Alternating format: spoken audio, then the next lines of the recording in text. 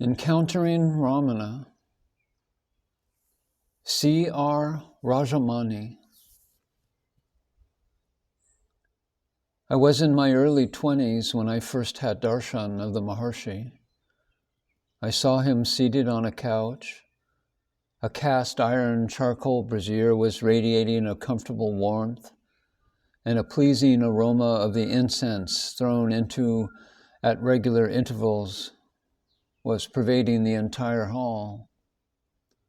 About 30 people were seated on the floor facing the Maharshi. None spoke or even whispered. What struck me was that no one seemed to show even an inclination to talk. Some were meditating with closed eyes. Sri Ramana's body was luminous like burnished gold.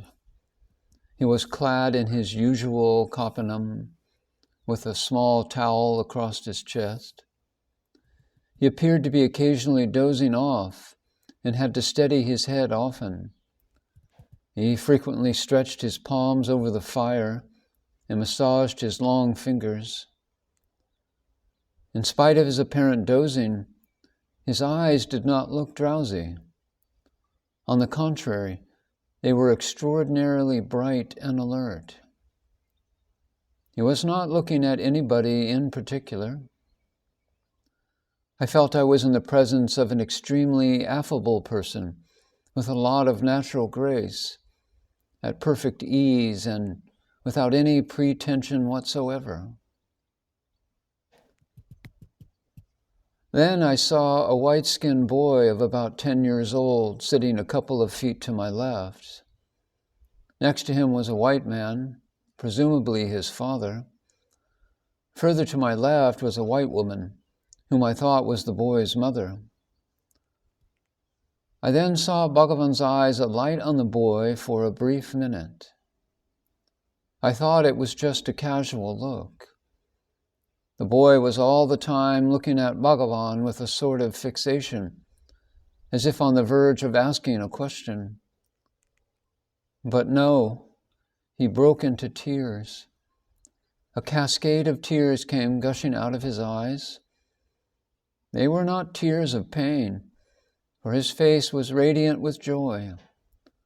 I could see that Sri Bhagavan's glance, though only resting on him for a brief moment, had opened in the boy's heart a veritable reservoir of pure joy. I learned that the boy had come along with his parents, who had come to attend the Theosophical Society's convention at Adyar in Madras. The boy's parents arranged a trip to Tiruvannamalai, but the boy stoutly refused. However, he changed his mind at the last moment and made the trip.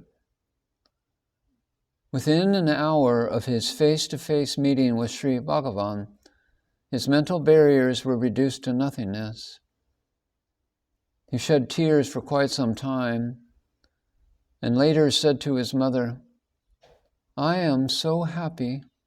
I don't want to leave his presence. I want to be always with him." His mother was most upset. She pleaded with Bhagavan, saying, "Swami, please release my son. He is our only child. We will be miserable without him." Bhagavan smiled at her and said, "Release him? I am not keeping him tied up. He is a mature soul. A mere spark has ignited his spiritual fire." And then, turning to the boy, the Maharshi said, "Go with your parents. I will always be with you." He spoke in Tamil throughout, but the boy understood him fully. The boy bowed to Bhagavan and reluctantly left with his parents. Whenever I recall this incident, it creates a feeling of being very near to something truly divine. Of course, I've had my own share of Sri Bhagavan's grace in my later years. I have also had some ever fresh visions which I dare not devalue as creations of a fevered imagination, for they have strengthened my faith in Bhagavan. Some of them occurred decades after Sri Bhagavan's Mahanirvana. They have been firm confirmations of his continued presence and reassurances of his immortal words when he said, "They say I am going. Where can I go? I am always here."